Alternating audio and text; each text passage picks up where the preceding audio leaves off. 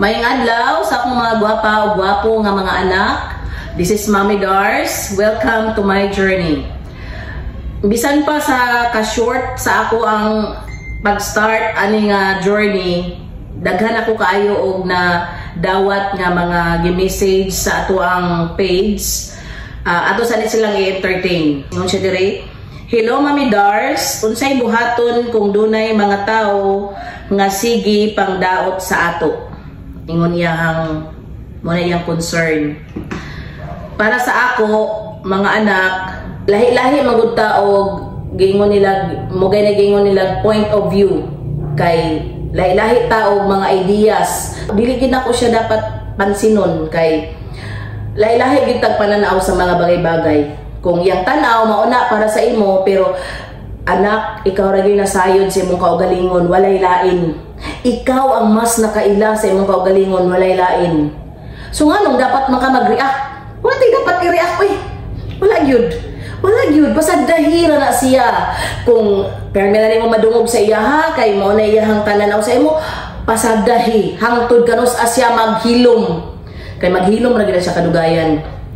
Wala gyud mga tao nga nagsigpang daot nimo, nga imuhang naghilom ra ka, nga nagsige para siya pangdaot. Kay basik urumon ba po na siya kadugayan sadno nga sige siya hunahuna sa imuha, mundang ra siya kadugayan, ayaw lang gid siya pansina. Kay kita may imo ra gyud na mo kaugalingon no, self, ikaw ra gyud nasayod sa imong kaugalingon, wala tay dapat i-react. Wala gyud, ako di gyud ko nag-react kay ako ra gyud nasayod. Kung iya lang pananaw sa ako, din iya man ang point of view. Kung tanaw pud nimo negative siya nga naa siya sa imuha niya, natanaw nimo nga angay ba pud nimong i-improve imong kaugalingon tungod sa mga istorya niya, din atong buhaton i-improve na atong kaugalingon. Pasalamat galita kay may tawo nga inana sa tuwa, nagtan-aw ni istorya, pasalamatan nato na. Pero isa ra gyud ang atong point nga ako ang ihatag sa inyo mga anak. Na ako'y favorite nga verse sa Bible akong basahon dinhi sa Santiago 4:6. Ingon siya diri, "Apan ang grasya nga gihatag sa Dios daghan pa, sumala sa giingon sa kasulatan.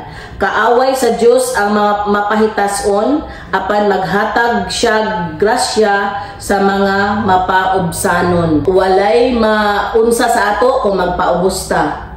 Wala gyud. Wala gyud dili kita makuhaan. Kung ako tambok ko niya ino ko, di gid ko muniwang. Sige lang ako ra nang tinod mo tambok, pero other nga mga opinion niya kung tanan nato negative utro na ako. Kung mo na akong tanaw sa akong kaugalingon. So again, this is Mommy Dars nga kanunay nagpahimangno kaninyo, mag-amping mo sa kanunay. Dinhi bawal ang nega, positive lang kita dinhi nga side. And I love you all.